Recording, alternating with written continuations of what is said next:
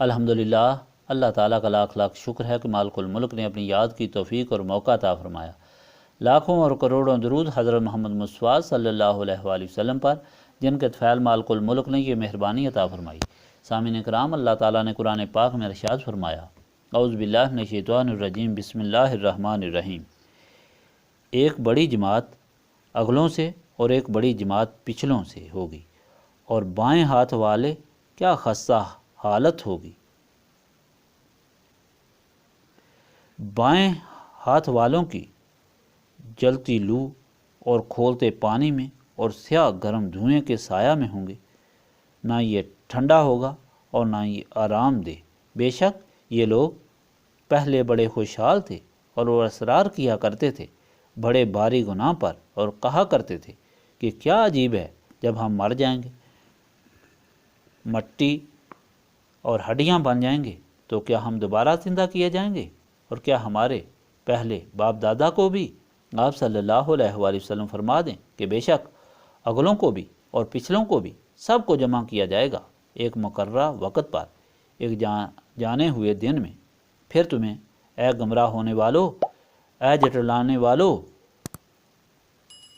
حکمن کھانا پڑے گا زقوم کے پودے سے، پھر تم بھرو گے اس سے اپنے پیٹوں کو، پھر پینا پڑے گا اس پر کھولتا ہوا پانی، اس طرح پیو گے جس طرح پیاس کا مارا اونٹ پیتا ہے، جو ان کی ضیافت ہوگی قیامت کے دن۔ ہم نے ہی تم کو پیدا کی ہے، پس تم قیامت کی تصدیق کیوں نہیں کرتے؟ بھلا دیکھو کہ جو پانی تم ڈالتے ہو، کیا تم اس کو انسان بنا کر پیدا کرتے ہو، یا ہم پیدا کرنے والے ہیں؟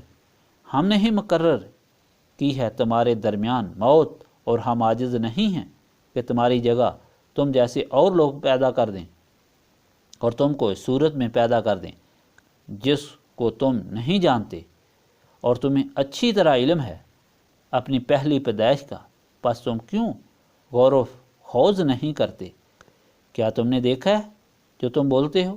کیا تم اس کو اگاتے ہو، یا ہم ہی اس کو اگانے والے ہیں؟ اور اگر ہم چاہیں تو اس کو چورا چورا کر دیں، پھر تم کفِ افسوس ملتے رہو۔ ہم تو قرضوں کے بوجھ تلے دبے رہ گئے، بلکہ ہم تو ہیں ہی بڑے بد نصیب۔ کیا تم نے دیکھا ہے پانی جو تم پیتے ہو؟ کیا تم نے اس کو بادل سے اتارا ہے، یا ہم ہی اتارنے والے ہیں؟ اگر ہم چاہتے تو اس کو کھاری کر دیتے، پھر تم کیوں شکر ادا نہیں کرتے؟ کیا تم نے دیکھا ہے آگ کو جو تم سلگاتے ہو؟ کیا تم نے اس کے درخت کو پیدا کیا ہے، یا ہم پیدا کرنے والے ہیں؟ ہم نے ہی بنایا ہے اس کو نصیحت اور فائدہ مند مسافروں کے لیے۔ تو آپ صلی اللہ علیہ وآلہ وسلم تسبیح کریں اپنے رب عظیم کے نام کی۔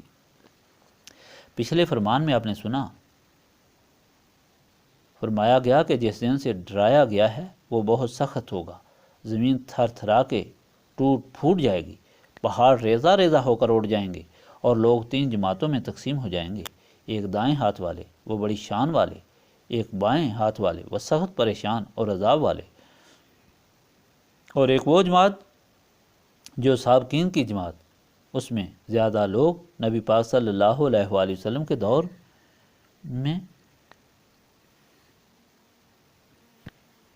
فوراً اللہ تعالیٰ کے نبی پاک صلی اللہ علیہ وآلہ وسلم کی غلامی اختیار کر کے سب کچھ اللہ تعالیٰ اور اس کے رسول صلی اللہ علیہ وآلہ وسلم پر قربان کرنے والے ہوں گے، اور تھوڑی جماعت بعد آنے والوں میں سے ہوگی، یہ لوگ سب سے اعلیٰ مراتب والے ہوں گے، سونے کی تاروں سے بنے ہوئے مسندوں پر بیٹھے ہوں گے، ان کو شراب طہورا کے جام نوخیز لڑکے پلاتے ہوں گے، ان کے لیے حوریں ہوں گی جو چھپے ہوئے موتیوں کی طرح ہوں گی، جو پھل وہ چاہیں گے، جو پرندوں کا گوشت وہ چاہیں گے ان کو پیش کیا جائے گا۔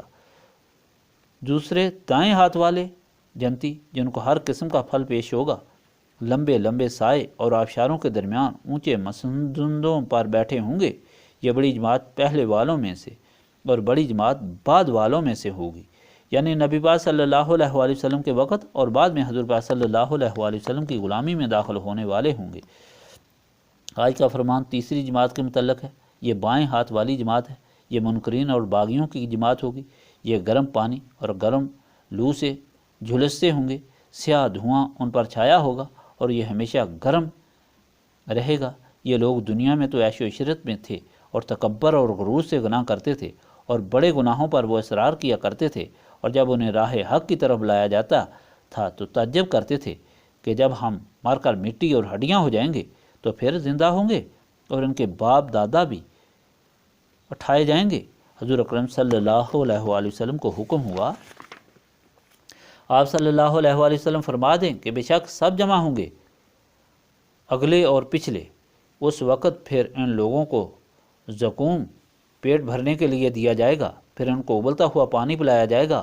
ان لوگوں کو اس دردناک وقت اور عذاب کی اطلاع دی جاتی ہے، یہ نہیں مانتے۔ اللہ تعالیٰ پوچھتا ہے کہ جو بھی پیدا ہوتا ہے کیا اس کو اللہ تعالیٰ کے بغیر کوئی پیدا کر سکتا ہے؟ ہرگز نہیں، اللہ تعالیٰ ہی موت بھی دیتا ہے۔ اللہ تعالیٰ فرماتا ہے تم نہیں مانتے، اللہ تعالیٰ اگر چاہے تو تمہیں مٹا کر تمہاری طرح دوسری مخلوق جب چاہے پیدا کر سکتا ہے۔ ہر آدمی اس کو سمجھ سکتا ہے، پھر بھی یہ بد نصیب غور نہیں کرتے۔ جو دانہ زمین میں بویا جائے اس کو اللہ تعالیٰ ہی پیدا فرماتا ہے۔ اگر اللہ تعالیٰ چاہے تو سارا اناج تباہ ہو جائے، پھر یہ افسوس کرتے رہیں اور اپنی بد نصیبی کا اقرار کرتے رہیں۔ پھر اللہ تعالیٰ فرماتا ہے کہ غور کرو، یہ بادلوں سے پانی اللہ تعالیٰ کے بغیر کوئی اور برسا سکتا ہے؟ اللہ تعالیٰ اگر چاہے تو میٹھا پانی جو تم پیتے ہو اس کو کھارا کر دے۔ یہ آگ جو تم سلگاتے ہو، یہ درخت اللہ تعالیٰ نے پیدا کیے ہیں، اللہ تعالیٰ ہی انہیں انسان کی ضرورت کو پورا کیا ہے۔ نبی پاک صلی اللہ علیہ وآلہ وسلم کو حکم ہوا کہ آپ صلی اللہ علیہ وآلہ وسلم ان کی پرواہ نہ کریں۔ آپ صلی اللہ علیہ وآلہ وسلم اپنے رب کی حمد و تسبیح بیان کرتے رہیں، اور یہ بائیں ہاتھ والے منکرین اس دن یہ سب کچھ دیکھ لیں گے اور جہنم کی آگ میں ہمیشہ ہمیشہ کے لیے جلتے رہیں گے۔ یعنی پہلے فرمان میں نبی پاک صلی اللہ علیہ وآلہ وسلم کی ہدایت پر چل کر اللہ تعالیٰ کی بندگی اختیار کرنے والوں کی شان بیان کی گئی، اور اب اس فرمان میں اللہ تعالیٰ کے رسول صلی اللہ علیہ وآلہ وسلم کے سامنے بغاوت کرنے والوں کے برے اور خراب انجام کا ذکر کیا گیا۔ یعنی یہ ثابت کیا گیا کہ اللہ تعالیٰ کے رسول صلی اللہ علیہ وآلہ وسلم کی غلامی سے ہی اللہ تعالیٰ کی بندگی نصیب ہوتی ہے اور انسان اللہ تعالیٰ کی نعمتوں کا حقدار ہوتا ہے، اور اللہ تعالیٰ کے رسول پاک صلی اللہ علیہ وآلہ وسلم کی بعثت سے انکار کرنے والوں کا انجام جہنم ہے۔ اللہ تعالیٰ کے رسول پاک صلی اللہ علیہ وآلہ وسلم کی غلامی وہی اختیار کر سکتے ہیں جو اللہ تعالیٰ کے رسول صلی اللہ علیہ وآلہ وسلم سے نسبت قائم کر کے اپنے دل و دماغ کو روشن کر لیتے ہیں، جو شیطان اور نفس سے بیزار اور اللہ تعالیٰ اور رسول پاک صلی اللہ علیہ وآلہ وسلم کی محبت میں مست ہو جاتے ہیں۔ یعنی نسب رسولی صلی اللہ علیہ وآلہ وسلم میں ہی اللہ تعالیٰ کی بندگی اور رسول کریم صلی اللہ علیہ وآلہ وسلم کی غلامی ملتی ہے۔ اللہم صلی علی سیدنا محمد وعلی آلہ وصحابہ صلاۃ تکون لنا ما نملک